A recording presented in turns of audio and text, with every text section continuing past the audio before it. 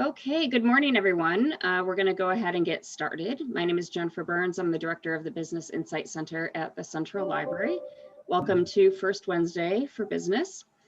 Thanks for joining us today on this gorgeous day. Just a few housekeeping notes. Please keep your mic on mute.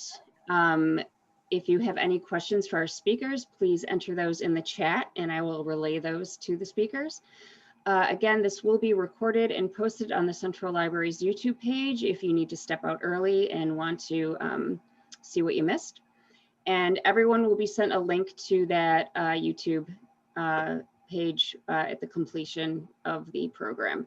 So with no further ado, I'm going to introduce you to Drake Thomas of our local SBDC. Yes, good morning, everyone. Thank you, Jennifer. Welcome to today's webinar on advanced technology funding. We have assembled experts from the Finger Lakes in the Western New York region, Rochester, Buffalo primarily, to cover information for everybody in the Rochester, Buffalo, Jamestown, and the Southern Tier region. What we want to do is share with you today, where is advanced technology funding, who can help you to obtain the funding, and what type of technical resources are available to assist you throughout the process. Okay. With that, we have team members, Jack McGowan from Insyte Consulting. We have Greg Lindberg from the Buffalo SBA. We have Mike Riedlinger from NextCorps. And we have Virginia Smith, the branch manager of the Rochester SBA. And of course, myself, Drake Thomas, technology business advisor with the New York State Small Business Development Center. So with that, we're gonna dive right in to the advanced technology funding. And Jack McGowan, he's gonna start us off and he's gonna cover a lot of information on federal funding and venture capital. All right. Thanks, Jack. Thank you, Drake. Thanks, everyone. As Drake mentioned, Jack McGowan, I'm with Insyte Consulting. We're based in Buffalo. We're one of the regional technology development centers across New York State. In addition to working with companies in the Western and Central New York region on the SBIR and STTR program that we'll be talking about in a moment. I also serve as the director of the Buffalo Angels and the Western New York Venture Association, which is a local angel group. And the SBIR, STTR funding, I'll get into, there's a lot of details, so it's going to be a very, very high level overview this morning. But it's an important source of funding because it funds innovative research and development that usually angels don't want to fund. Angels want to fund commercialization. So, SBIR and STTR is a government program that tries to fill that gap. So, the acronym, Small Business Innovation Research and Small Business Technology Transfer, and I'll talk about the difference between the two in a moment. But it's a U.S. government, a federal program that awards funds for, the keys are small businesses, and I'll get into the details of that in a moment. The key is innovative research and development. So, this isn't funds to buy equipment or inventory or, hire sales folks or other important things that you need to get your business launched, but this is funding research and development projects that are proposed to the government. But one of the differences is that, there is an emphasis on the strong commercialization potential. So, this isn't something that you're competing with, research institutions or whatever that are doing, research that's more focused on, the R&D, but not with the commercial potential tied in together. So, small businesses, innovative research and development, and strong commercial potential are really the keys for SBIR and STTR. So it's been around a long time. Started in 1982. Continued support from the federal government. So it's a program that we can expect will be continuing. And there's by legislation, the 11 federal agencies that participate need to set aside a part of their R&D budgets to fund this program. So, there's a lot of money there, more than $2.6 billion. It's significant. And, companies in Western New York and this doesn't even include the Rochester area. They've gotten over $30 million over the last several years. I haven't updated this, but it runs at a pace of about, usually, $5 million or so a year to local companies. So, this isn't just something that's theoretical, it's real, and companies in our region are taking advantage of these dollars. But it's very competitive. You think, well, 2.6 billion is a lot of money, but there are a lot of companies that are applying to get these funds. So you need to really do a good job, and hopefully we can help you out. It's the important part of the structure of this program. It's a 3-phase program. So you start off with phase 1, which is very early stage R&D, which is technical feasibility or prototype development. It ranges in dollars from as small as, I've seen it even actually smaller than $75,000 for a 6-month program, to the what is now the technical maximum for phase 1 is they build in inflation adjustments. So it's this odd number of 256,580. Although, as I'll touch on later, you can apply for some variances, so you can get more than that in some cases. Depends on the agency and depends on what you want to use it for. But that's that first step, is that demonstration of initial technical feasibility for what the government considers a relatively small amount of money for a limited period of time. If you're successful in phase 1, the objective is then to apply for a phase 2, which is really the full scope of that research and development activity you're posing to the government. It typically ranges between $500,000 to, the formal maximum is a little over $1.7 million, although you can apply for even more than that. So it's meaningful dollars, expected over a 2-year work plan. So, the thing to really focus on here is that, these are projects, R&D projects of significance. This isn't something where you're saying, well, for $50,000, I'm going to, develop an app and get it out to market quickly. I mean, that might be a very good business opportunity, but it's not a fit with the research and development that gets funded through SBIR. So that's an important thing to figure out when you're planning whether or not SBIR might be a potential funding source for you. Then the model here is that, once you're finished with phase 2, you've been successful in your research and development, you've now developed a product or service that's ready to go to market. The government expects that you're going to move into phase 3, which is the commercialization phase. And that's, as business people, that's what we want to see happen. SBIR does not fund the commercialization phase. Excuse me. So you don't apply for a phase 3 SBIR, but the expectation is that that's going to be the next step in the evolution of this product or service that you've developed with these federal dollars.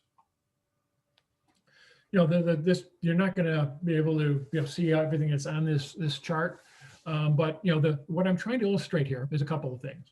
First off is that there are 11 different agencies of the federal government that participate. And those are the blue bars here. So we've got Department of Defense, Health and Human Services, Department of Energy, NASA, National Science Foundation, Department of Agriculture, Homeland Security, Education, Department of Commerce, the EPA, and the Department of Transportation. And the vertical axis is the number of awards, and I got 2016 is a representative year. So as you can see, Department of Defense does a lot of awards every year. Some of these other agencies do very few awards. So that's something that's important when you're figuring out who you're going to apply for, to know who's got a lot of money and who doesn't, and who does makes a lot of awards and who doesn't. But the other thing to illustrate on this graph, and this is the curvy lines, is the success rate of phase 1 applicants. So the gross number of applications compared to the number of awards that they make. And the important point to take away here is that if you're applying for a phase one, even though in 2016, NASA awarded many fewer awards, the success rate was pretty similar to what it was in the Department of Defense. So meaning they get a lot fewer applicants. So even though there's a lot more money in Department of Defense or Health and Human Services, finding the agency that's the best fit for what you want to do, and for what that what you want to do is of interest to them, is an important part of your planning. The upper line here is the success rate for phase two proposals. So the takeaway here is that your success rate on a phase two proposal is much higher, about on average about between 40 and 60%, versus the success rate of between low numbers to maybe 25 or 30% for a phase one. But and the reason for that is you need to have already won a phase one to apply for a phase two. So you've kind of proven yourself. There are a lot fewer applicants in phase two. So if you can get through the hard part of getting a phase one and you do a good job on your phase one work plan, your chances of phase two are much better. So as I mentioned, success rates, plus or minus 25% for phase one winners are first timers. So it's not as if you need to have some companies kind of, quite frankly, make a career out of winning these grants. They become very good at it. But a lot of first time winners come in, so don't let that be a reason not to proceed and submit a proposal.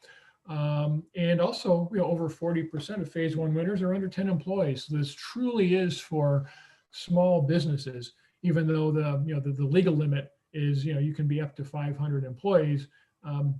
Very small companies can be successful in winning these awards.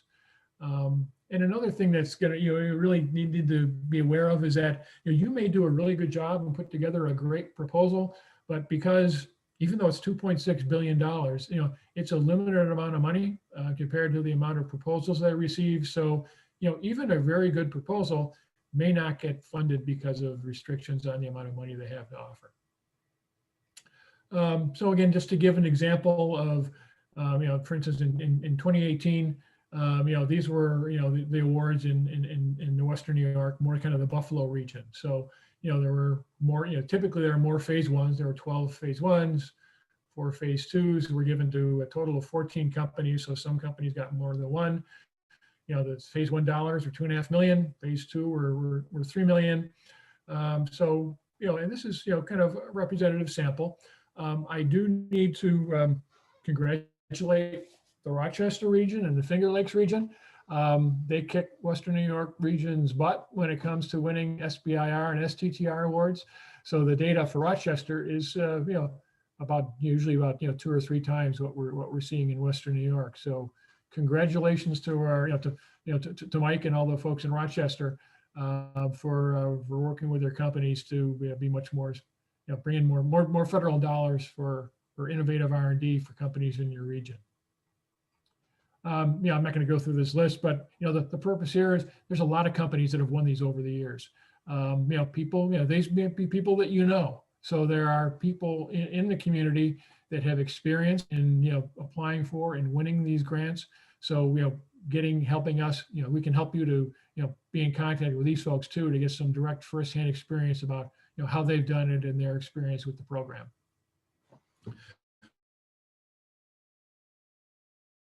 You need to be a for-profit company located in the U.S., so you're not competing with RIT and University of Buffalo or Roswell Park Cancer Institute.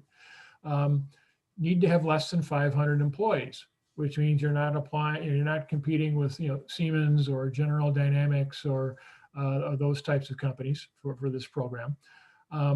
You does need to be a U.S. company, which means greater than 50% are controlled by U.S. citizens or a subsidiary of a company that is 50% owned or controlled by U.S. citizens. Another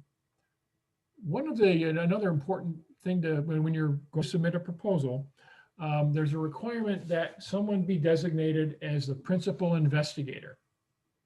So, this is a person that oversees, generally oversees the execution of the project. They don't necessarily do all of the work and don't even have to do most of the work, but, they're the person in charge, the principal investigator. That principal investigator needs to be employed by the small business, at the time of the award. That person's primary employment, which means greater than 50% of their time, must be at the business. They don't have to be a PhD or an MD necessarily, but they need to show that they've got, the appropriate expertise and, to oversee the project from a scientific and a technical standpoint. And that's very important because a lot of times small businesses may not have that person. So, you need to figure out a way to get that person at least during the period of the award. Maybe, they're taking a leave of absence from, a local university or what have you.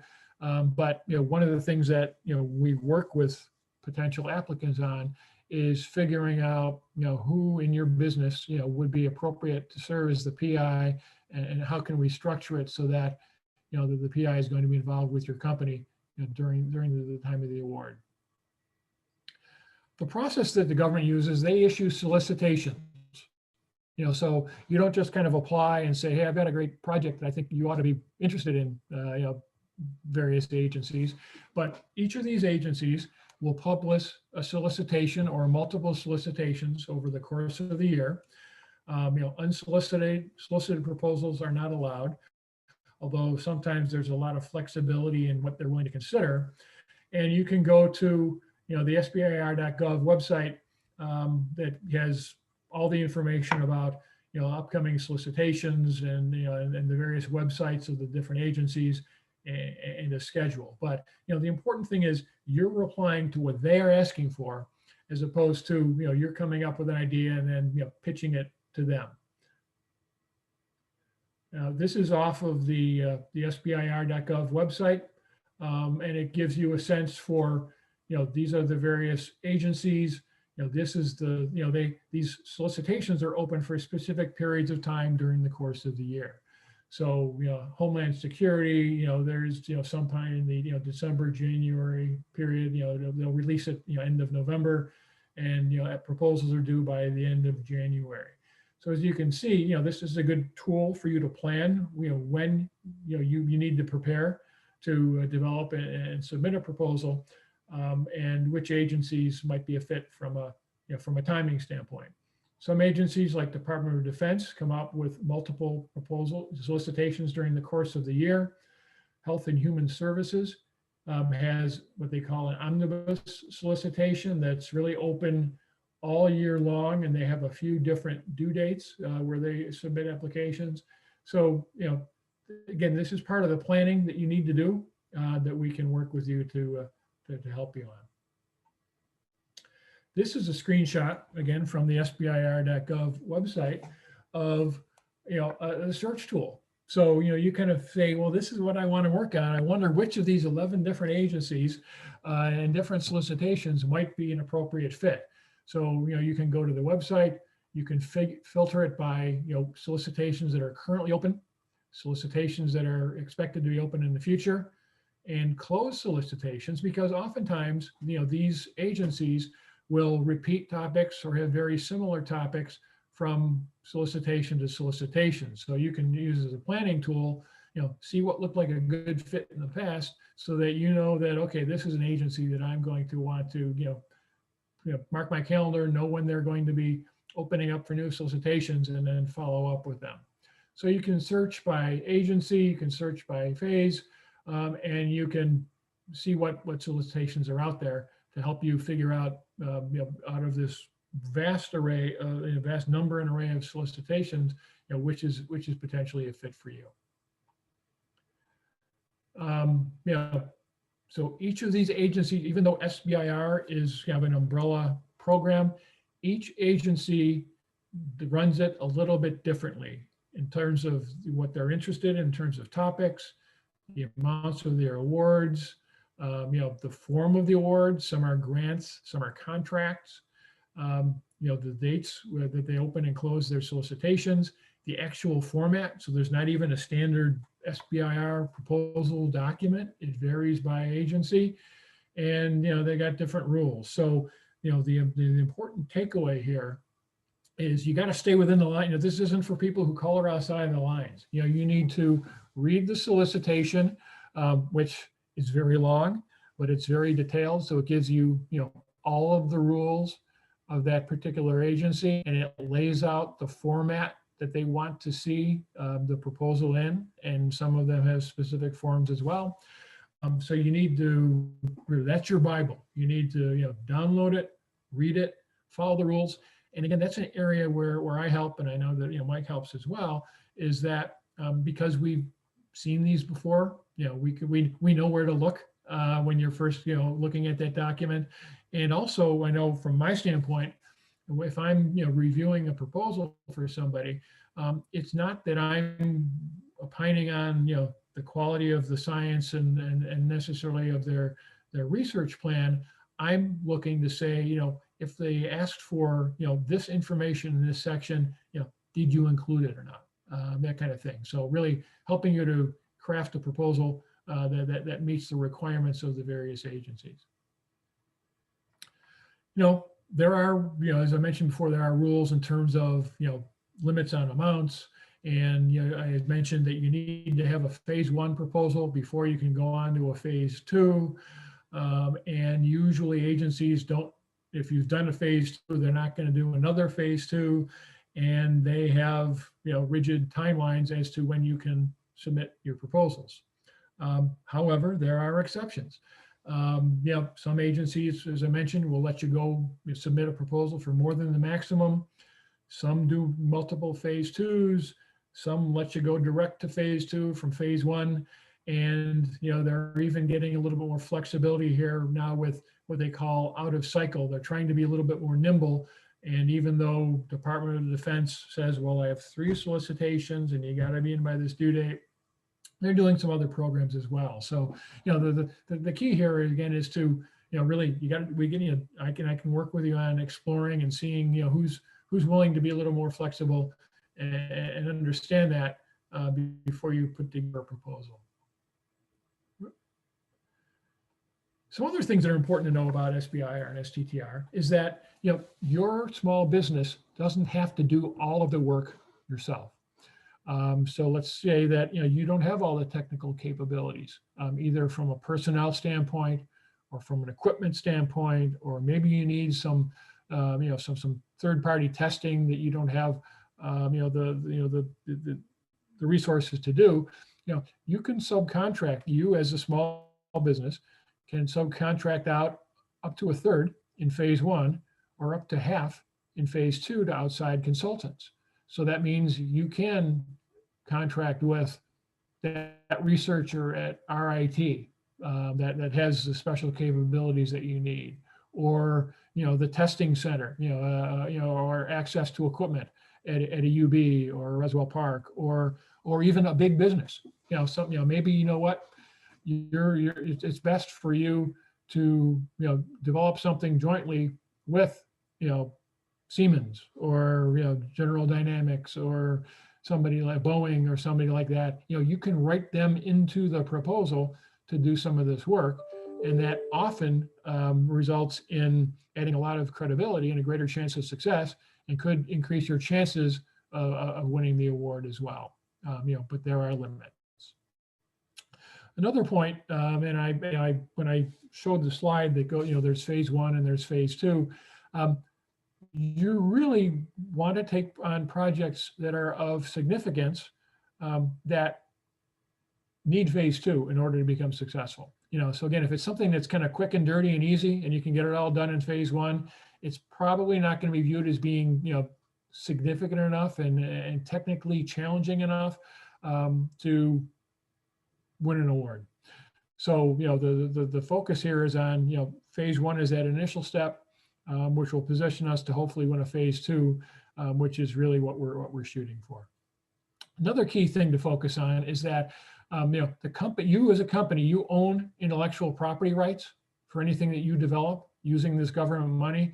although, you know, there is some kind of, it's not fine print. They're right up front about it, but, you know, the government does own a royalty-free, non-exclusive license for use of the invention. You know, we can talk more about that. I know that's a concern with some people. I guess the quick answer is, I would say, you know, be aware of it, but, you know, don't let it prohibit you from moving forward, but it's something you want to explore. Mentioned before, there's also STTR, which is Small Business Technology Transfer Research Program. Very similar, except in this case, proposals are submitted collaboratively by the small for-profit small business and a not-for-profit research institution. You know, there's less dollars available through STTR, but there are also less applicants, so your chance of winning an award are very similar. Jack, if I can interrupt for 1 second, we have a question from Scott.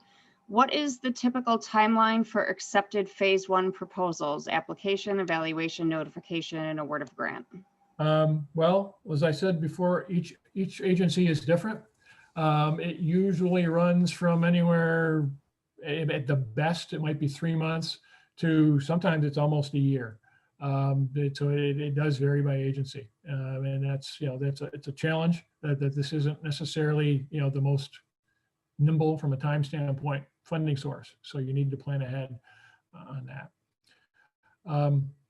STTR does give you more flexibility in that, you know, the research institution you're working with can do greater than 50% of their work. So if your principal, also they allow the principal investigator to be at the research institution. So if you're working with, you know, say, you know, U of R, there's a researcher there, that person really should be the principal investigator. STTR might be the way to go. And again, these kind of strategic decisions are things that we work with companies on at the beginning before you submit your proposal. You know, only 5 of the agencies participate in STTR as opposed to, you know, all 11. And the research institution that you're working with, you know, does need to be located in the U.S. So, you know, why should companies be interested in SBIR or STTR? You know, often it's the only source of funding for that early, you know, technical, you know, feasibility and prototype research. If you win, you know, you've gone through a rigorous screening process, so that adds credibility, and it could, you know, be one of those things that causes, you know, that next round of funders, you know, the, you know, VCs or angels, you know, to say, okay, you know, this is part of, you know, you've crossed a hurdle in due diligence. You know, doesn't penalize you for being small. In some cases, in the Department of Defense or NASA, they could end up being a customer for what you're developing with their money. But in most cases, it's not the case. These are grants or contracts, so they don't need to be repaid. They're not investments. They're not loans. And you can actually make a profit at this. You're allowed in your budget that you submit, you know, typically up to 7% of money that you can keep that you don't have to spend on the work that you're doing for the research that you propose. So they understand that, you know, you need to, you know, for-profit businesses need to be able to make a small profit as well. Jack, I got another. You know, is it right for you? Oh, sure. Okay. Another question. On your previous slide, it said IP needs to be negotiated. Can you just be a little more specific on that? So this is an STTR. So, right. You know, you're working with a research institution, for instance, you know, especially like SUNY, they, you know, their SUNY's policy is anything that gets invented, you know, by SUNY people on SUNY property belongs to SUNY. So, you know, you will need, as a small business, need to negotiate, you know, an IP sharing agreement, you know, with that research institution, you know, before, you know, not before you submit the proposal, but before you get the award. Oh, okay, gotcha. Okay, thank you. So, you know, there's a lot of work up front to figure out, is this right for us? Because it's not right for every company. But, you know, from a timing standpoint, you know, does it fit? You know, from a scope of work standpoint, does it fit? Can you actually pull it off? And those are the kind of things that, you know, that I and Mike and folks at the SBDC, you know, can talk to you about and help you work through. So, you know, here are some, you know, websites. You know, the SBIR.gov is the, you know, the best site. You know, the folks at the, you know, the Finger Lakes, you know, PTAC can help you as far as government contracting issues. And Greenwood Consulting is a private consultant that has some really great blogs on their website. They're very useful, very practical, and you know, people do to go on their site and get some benefits as well. You know, this is the site, the SBIR.gov site. A lot of great information, online tutorials. So really go to that site, as well as contacting myself or other folks in your region for help.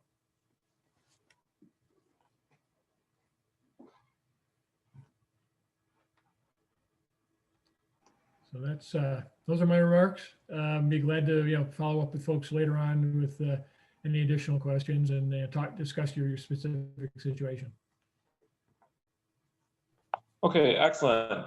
Thank you, Jack, for that wonderful overview of the federal funding that's available for small business startups and small businesses that are looking to do high technology, innovative research and development. All right. If there's no other questions, we're going to move in to our next speaker team, which is from the SBA, Greg Lindberg from the Buffalo office, and Virginia Smith from the Rochester office. She's the branch manager here. And they're going to talk to you a little bit about what the SBA does for small businesses. All right. Good morning, everybody. Hopefully you can see the slideshow. My name is Virginia Smith, and we want to thank Drake for setting up this fantastic webinar, and Jennifer Burns with the Rochester Library has always been an amazing connection for not only small businesses, but for the partners in our area. So the SBA is your federal resources for helping small businesses. This we're going to go through is just a quick entrepreneur's guide to SBA. We're going to go through an overview of everything that we do and sort of highlight some of the things that will be helpful to those of you who are in the tech R&D space. Greg Lindberg is on the call. He'll be joining me. He's based in Buffalo and I'm based in Rochester, so we're teaming up on you today. So SBA's main mission is we aid, counsel, and assist Americans, whether they're starting, operating, or wanting to expand their business. We call them the 3 C's and a D. We facilitate access to capital, so those of you who need money, provide counseling and training, and we help you in the government contracting arena. This is a copy of our website. Obviously, everything is very coronavirus focused right now, but we do have many programs that are operating inside and outside of that. And on the top, you can see we have the business guides, the program, the funding programs, contracting, our learning center, et cetera. It's a really robust website. They keep updating it on a regular basis. So make sure that when you have a minute to go back in and check it whenever you get a chance. On our online resources, obviously we have the SBDC, who are fantastic and not only provide the one-on-one information, but also do, as we are here today, their monthly workshops at the library virtually. But there are a lot of online training courses that we have on the website, and I just pulled 5 of them that I thought might be interesting for those of you on the call. They're crowdfunding, legal requirements, how to find and attract investors, growing an established company, strategic marketing, how to win customers in a slowing economy or a changing economy. And all of these things are free to you. You can go in at any point and log in and get access to these online courses, even if it's 3 a.m. and you just can't sleep. So they're going to be available to you all the time. So these are sort of the main, what we call the 3 C's. We have our counseling. So we have the SBDC who's hosting this at Brockport. For those of you who are not located in the Rochester area, we also have SBDCs across the state. The ones that are listed here are in our territory, but wherever you are in the state, you can find them.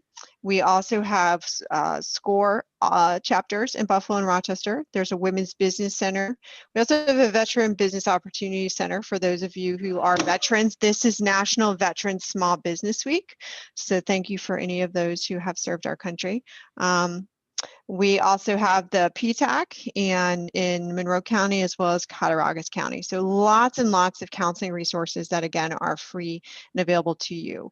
When we talk about credit at SBA, we talk about loans. And I'm going to get a little bit into that in a minute, but the government guarantees loans. We actually don't necessarily provide them direct to you, we guarantee them. And just in this past year in the Buffalo district, we had almost $144 million worth of guaranteed loans.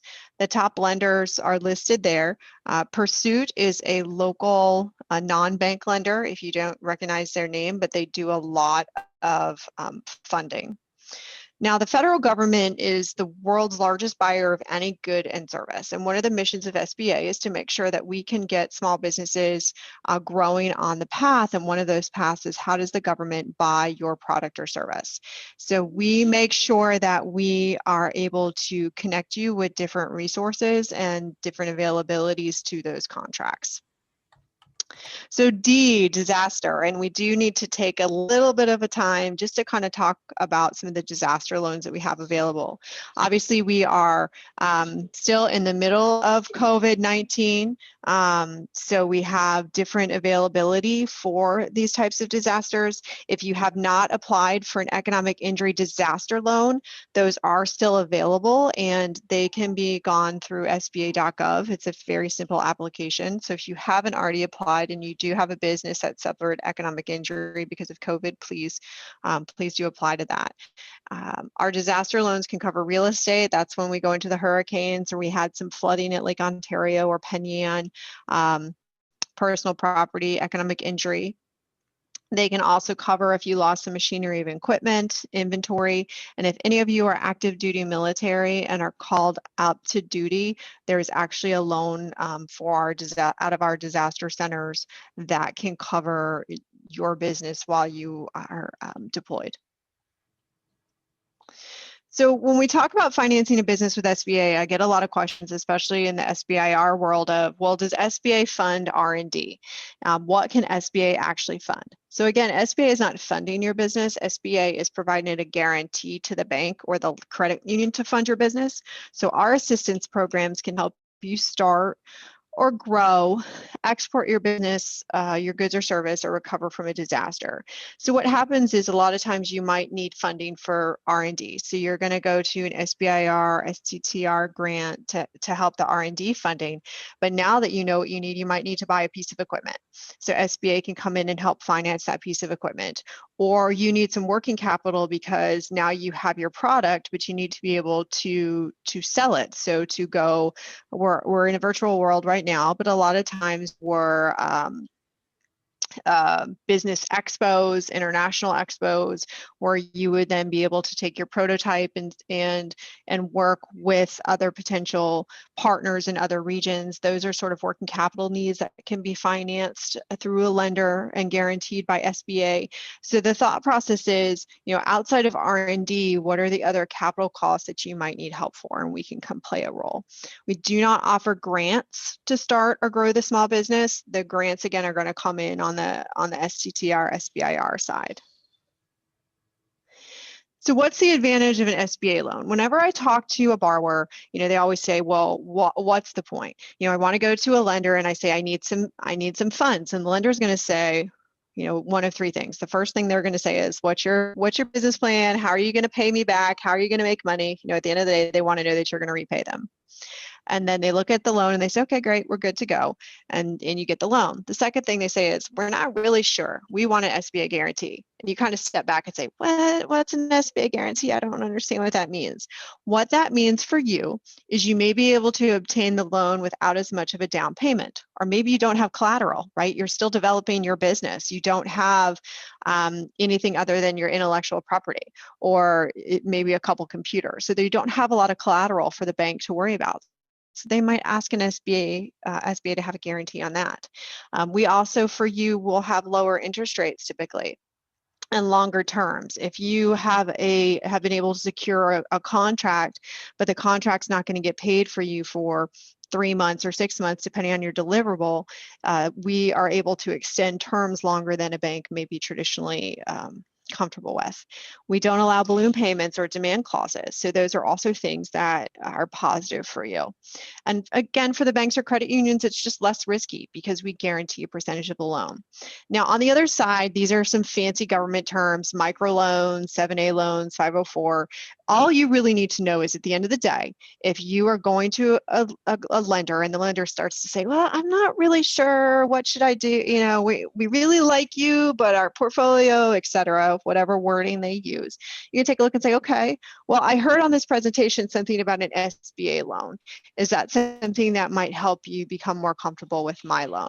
So that's sort of, you know, the catch in your pocket to be an informed consumer, to know that we are here to help if needed from that side. So with that, Greg, I think I'm going to turn it over to you so they can hear somebody else's voice, and I'll be your Vanna and switch the slides. Thank you very much. Good, Virginia. Good morning, everyone. It's still morning. We haven't hit the noon hour yet. So, you know, just picking up where Virginia left off there, when we think about business funding and whether it's for an advanced technology piece or your small business you're working on, the number one thing you got to figure out is, you know, how much funding you're actually going to need. Whether you're going for an SBIR grant or to a bank to talk to them, you should have an exact dollar amount in mind. You know, no banker or funder wants to hear, well, maybe 50,000, maybe 100,000, I'm not sure yet. And that's why you go work with your small business development centers, SCORE, people like Jack and Mike, and Drake and Jan and everybody to figure it out, right? To make sure you understand that. Then you got to think about what type of funding your business is going to need. You know, when we talk about advanced technology here, you know, Jack mentioned venture capital and angels, and maybe it's SBIR, maybe it's a 7A loan, SBA guarantee. What is it, how much, and where are those sources of funds going to come from?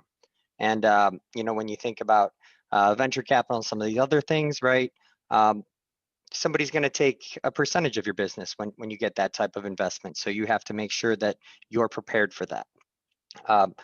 The next thing you're going to do is prepare your financial ask or your pitch, right? We hear the pitch is commonly used in this space, but, you know, whether you're talking to a banker at any of our local banks or any type of funder, you have to have it down. You have to be able to sell yourself, your product, your service, whatever it may be.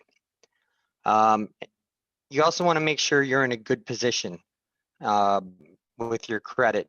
So, you know, we see the 5 C's of credit there: credit, collateral, character, capacity, commitment. You want to make sure that you understand and you bring your best foot to the table. So, you know, when you say, you know, I have a commitment of, you know, 20% to put down on this loan, right? So most banks generally want to see that type of commitment from the borrower. They never let you borrow 100% of the funds, okay? You want to make sure your credit score is in good shape.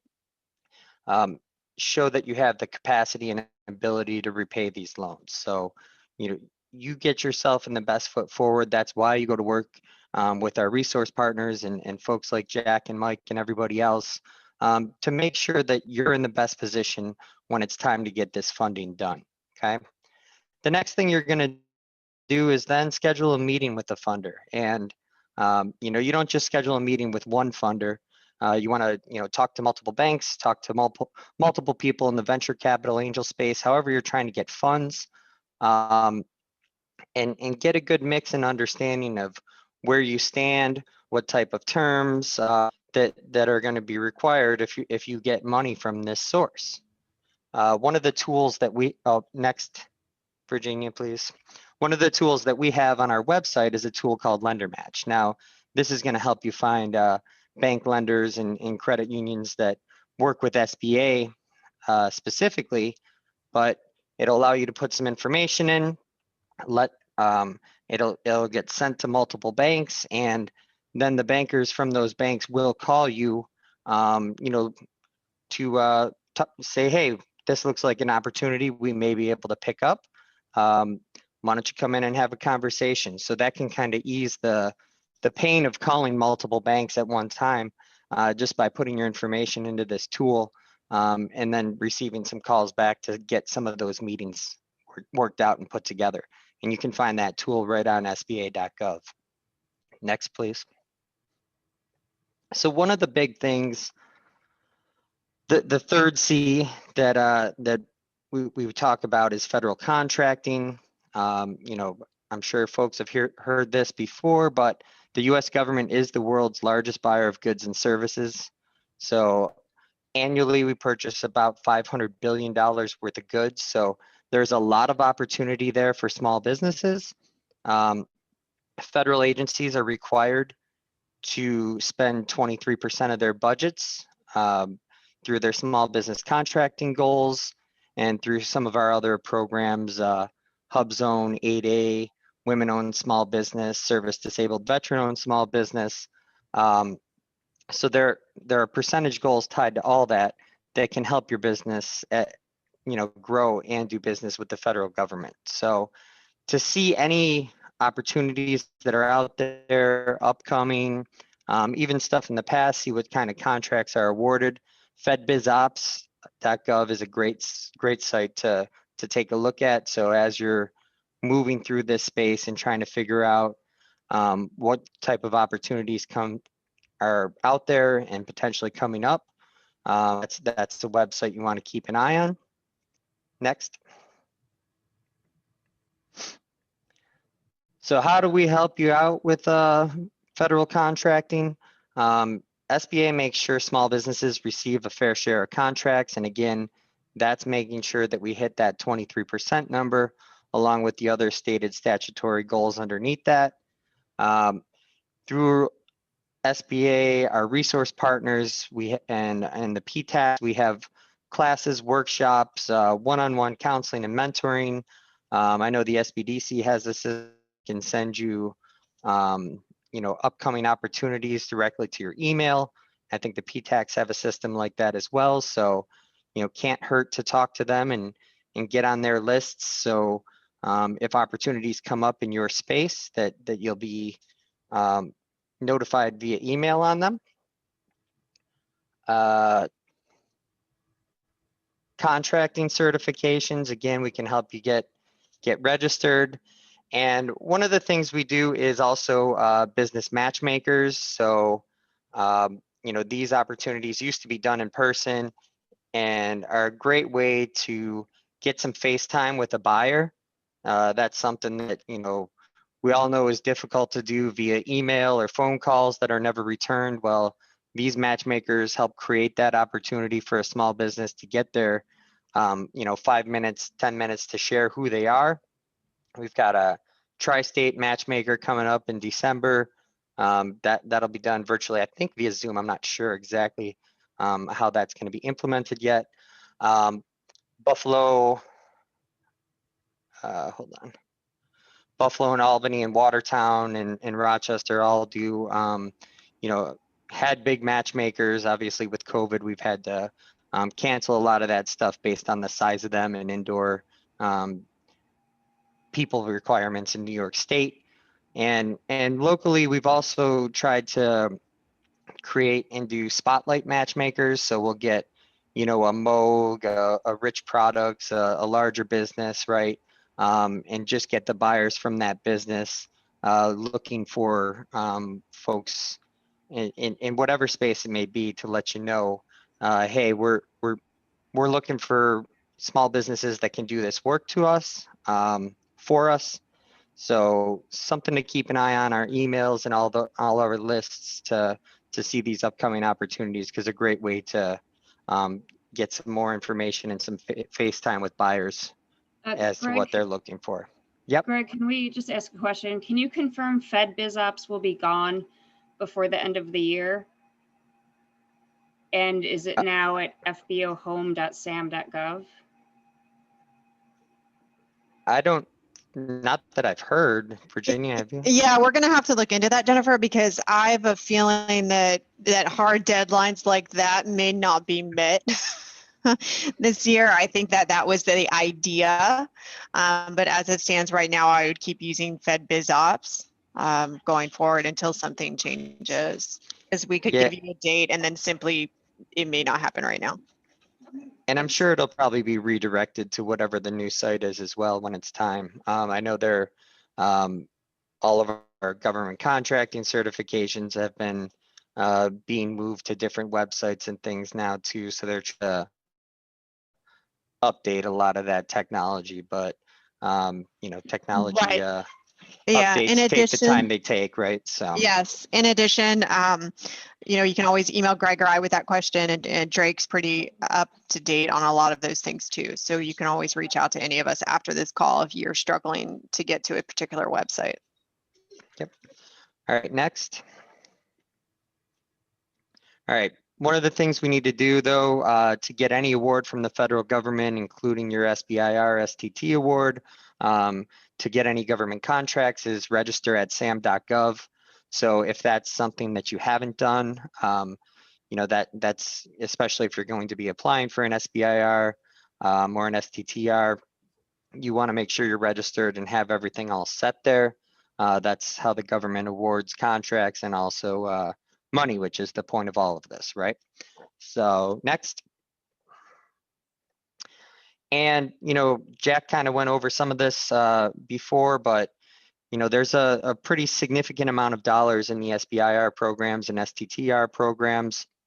SBIR across the country, 3.28 billion was awarded in fiscal year 19, and STTR 53 million. So again, a lot of opportunity there for small business, especially if you've got a high growth, advanced tech product that the government has some interest in.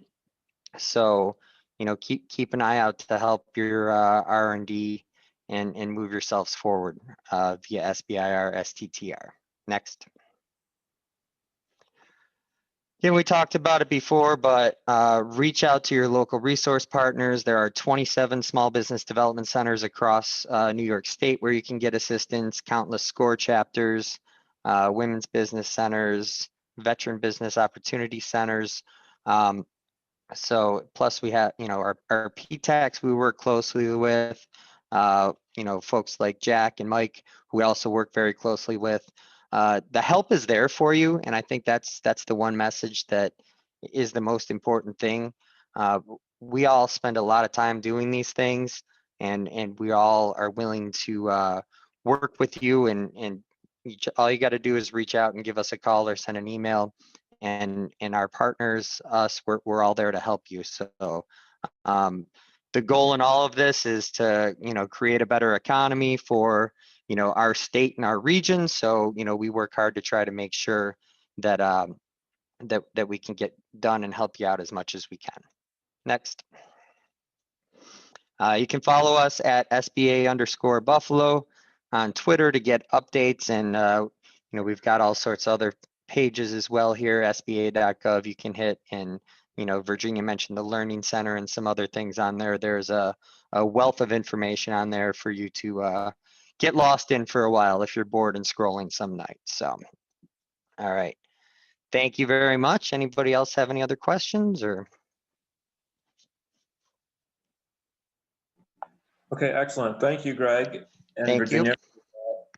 you. Piece on the SBA and what they can do for small businesses. The SBA does a tremendous amount for small businesses in the Buffalo and Rochester regions.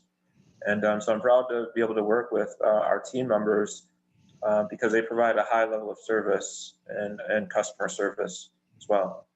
All right, with that, we're going to move right into our next team member, who is Mike Riedlinger.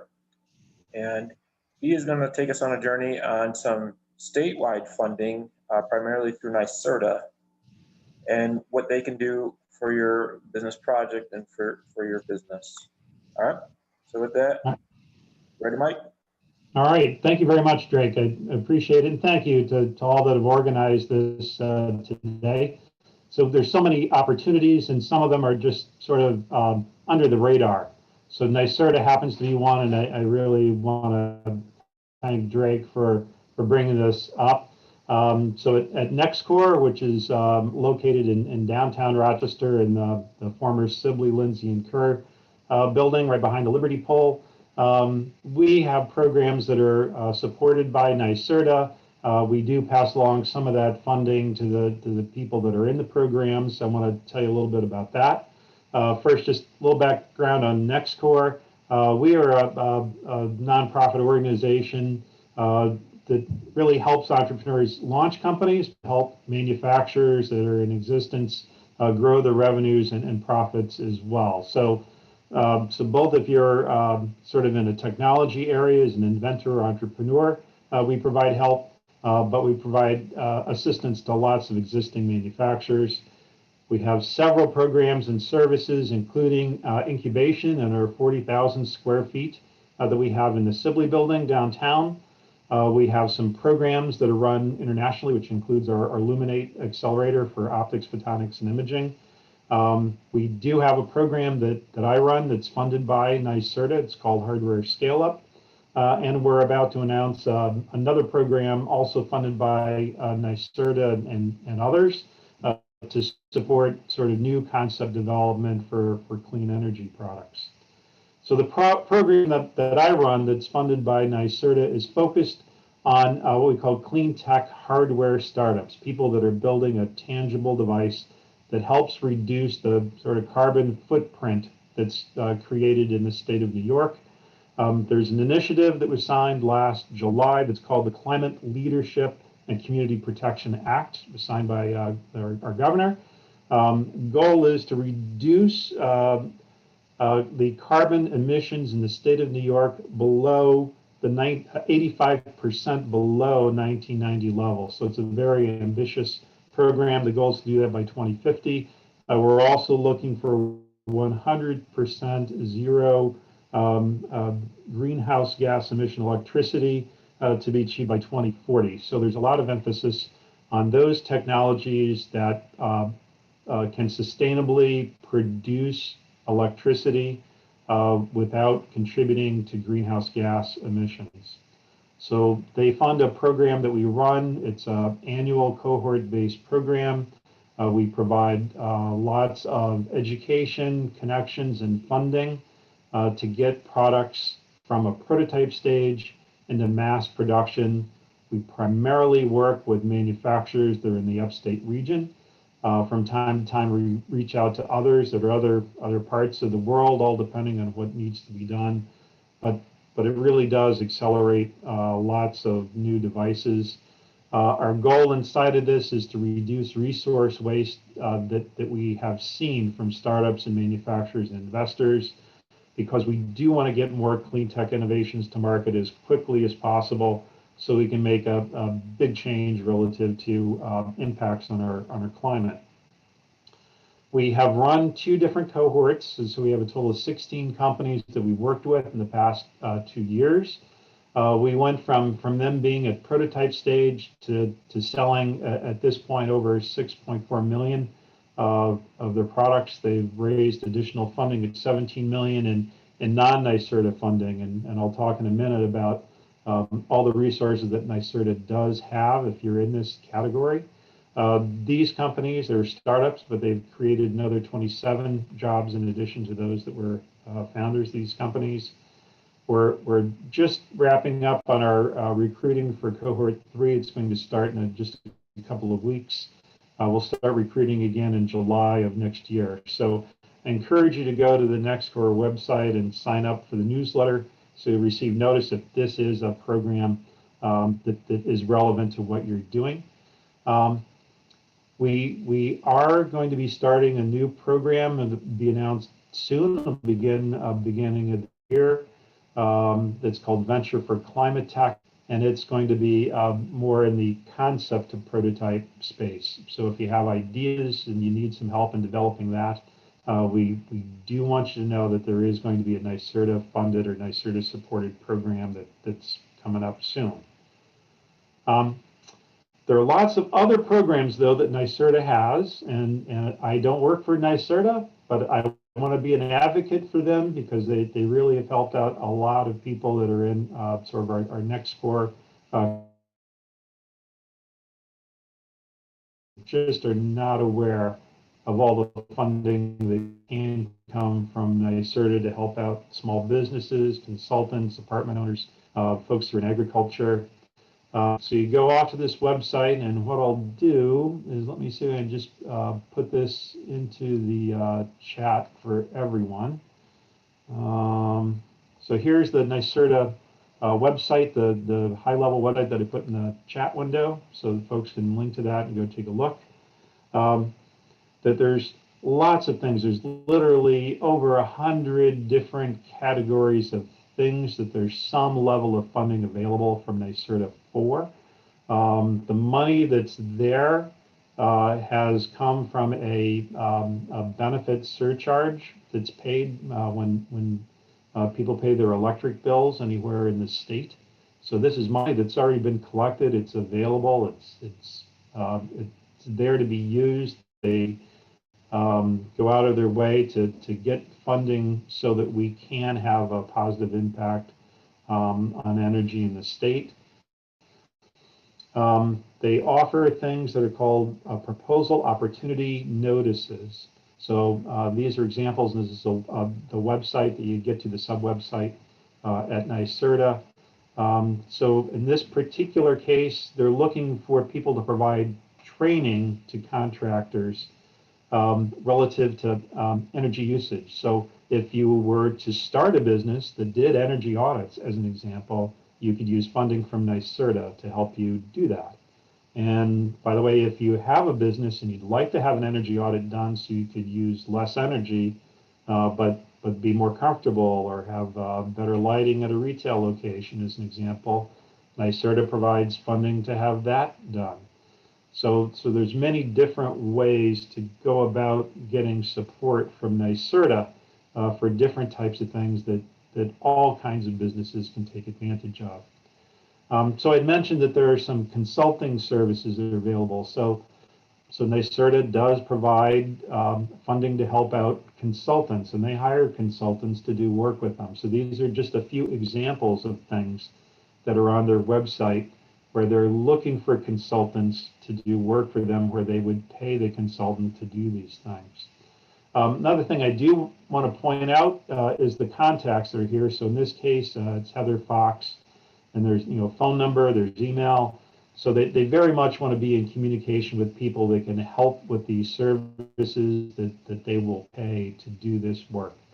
So I encourage you, if you're in this area, or you're looking to start a new business that might be energy related, there are wonderful people, world of information available through NYSERDA to contact.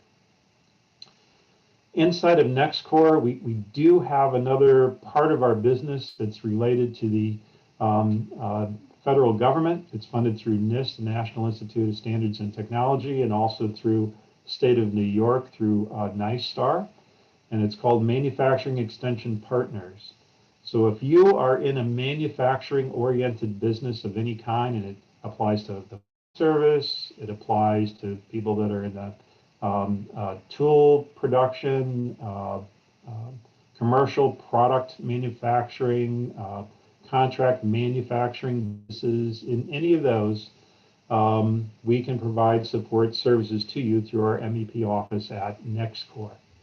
So we provide project assistance to help out with revenue generation. So if you're looking to educate your sales force, new approaches for sales, new marketing programs, we can support those. If you're looking for things that improve shop floor layout, as an example, or things that build your supplier network, which we've done lots of because there's been a lot of supply chain disruption due to COVID. We help those. There's often other sources of funding that we can bring to bear. So we'd want you to contact us. Our does over 100 projects a year through our office, by the way, that make a big impact. So those are the key things that I do want you to know. Be glad to answer any questions. This contact information, encourage you to go to our website. You can sign up for newsletters or get more information or make contacts to me and our team there. So thank you. Mike, just quick question. Can you clarify if the energy audits and the things like, shop floor reconfiguration, are those free? So I would encourage you to go to the NYSERDA website, because it depends where in the state you are relative to connection to MEP, by the way. But the NYSERDA website has lists. Last I looked, there were 3 or 4 different types of energy audits that they provide funding for. all depending, some could be free.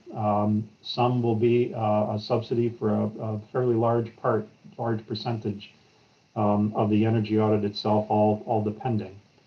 Through our MEP group, we do offer other types of energy audits, but I have to say you'd really need to get in touch with our MEP folks, discuss the specific work to be done, and they could let you know.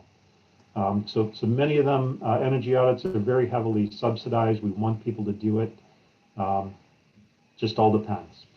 Okay, great, thanks. Any other questions for Mike? Thank you for the time. Okay, great. All righty, very good. We're going to finalize everything today by talking a little bit about some other state resources. But before I do that, I just wanted to say thank you to everybody that attended today. Definitely thank you to our team members. Folks, we want you to know that this is kind of like an abbreviated version of what we do. Usually it's a half a day. When we do a seminar in person, we provide a whole bunch of information and know-how.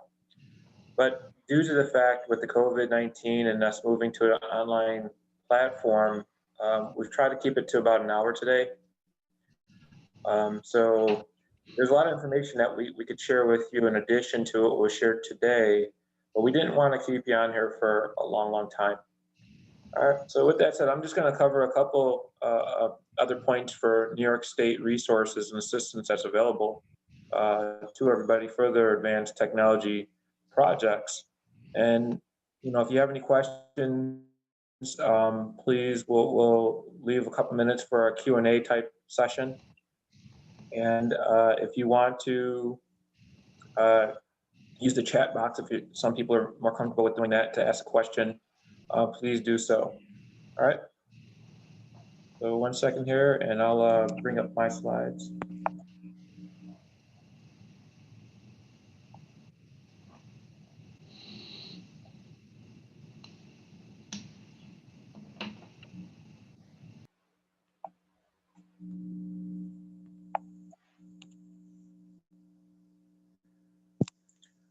Okay, so the team that we have assembled today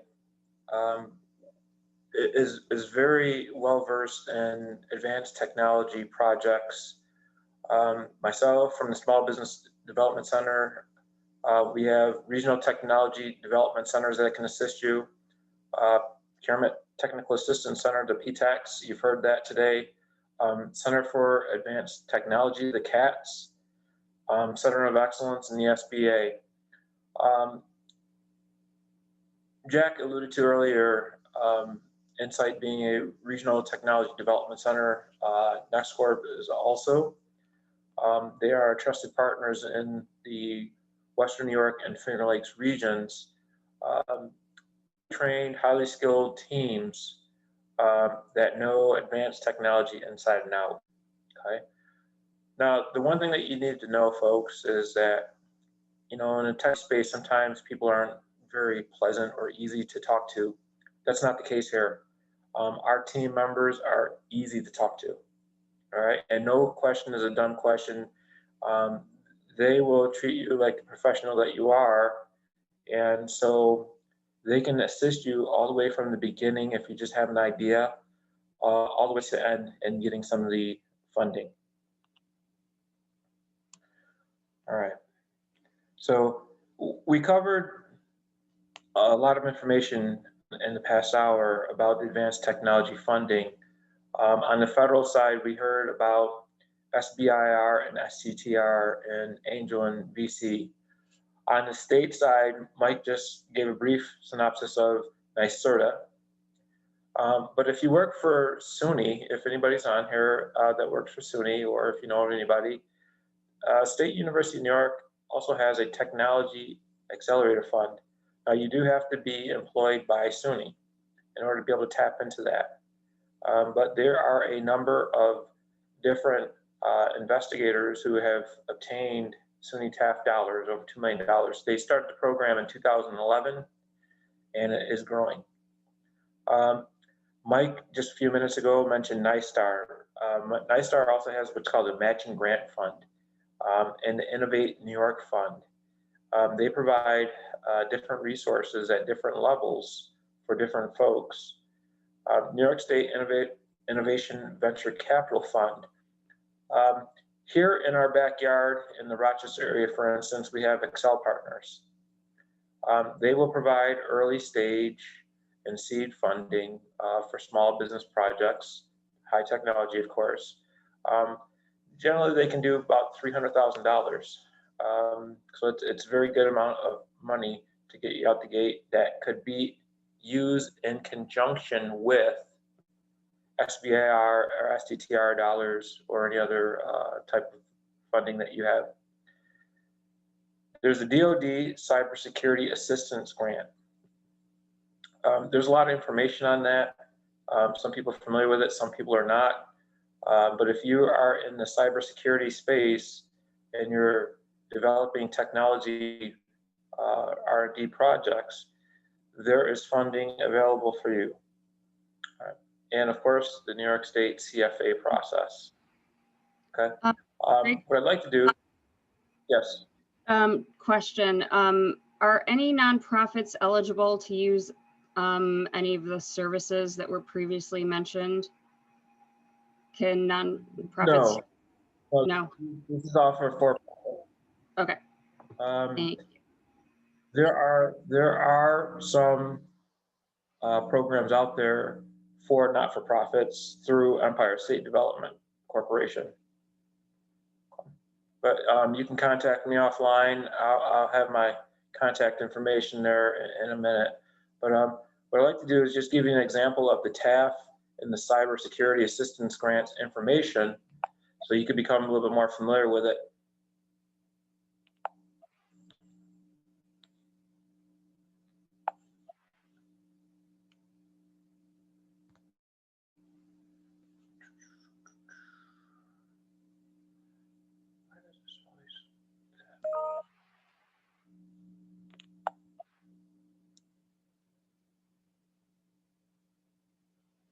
Okay, so for example, the SUNY Technology Accelerator Fund,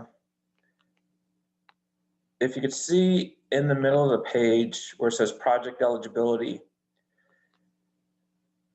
they have certain research priority areas, okay, artificial intelligence, next generation computing and communication, resilient communities and critical infrastructure, aging, substance addiction, environmental health and medicine, clean energy and energy storage, biomedical and biotechnology, and advanced material. So those are the priority areas in order to be obtain the SUNY TAF.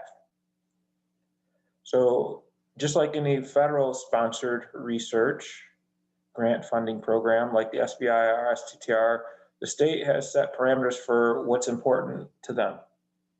So in order to be able to obtain the SUNY TAF dollars, basically you have to be in one of those 9 areas.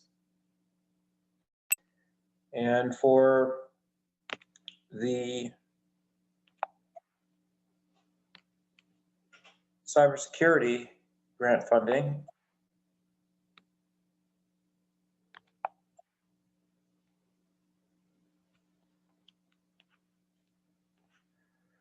okay. Basically, it's supporting the DoD. Okay. So there's eligibility requirements that you have to become familiar with. But the key is that the Cybersecurity Assistance Grant can provide up to 90% of project funding based on the company and project size. So that could be a substantial amount of funding for your business project. And so the eligibility requirements and use of funds, okay. So New York State-based manufacturers with 10% or more of their revenue from DoD contracts, current DoD, SBIR, and STTR recipient companies are eligible. You have to achieve compliance with NIST, National Institute of Science Technology, you know, one of their standards.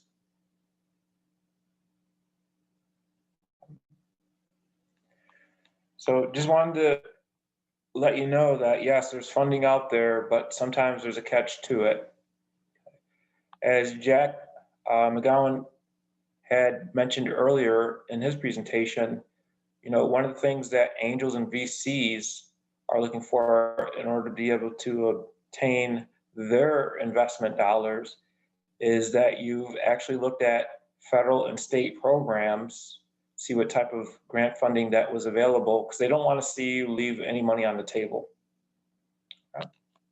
So with that, that concludes our advanced technology funding program for today. My name is Drake Thomas. I'm with the New York State Small Business Development Center. I'm a technology business advisor for the Finger Lakes in the Western New York region. My contact information is here, it's posted.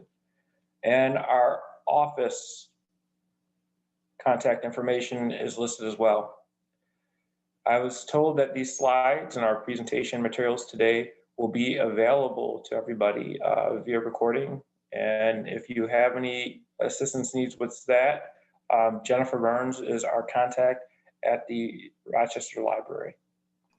All right. Yeah, well, we are going to send out the slides to those that registered, so be on the lookout for that. Thank you for everybody for attending our advanced technology funding webinar for today. We appreciate your time. And if you have any questions or need further assistance, please do not hesitate to contact any one of us. Thank you.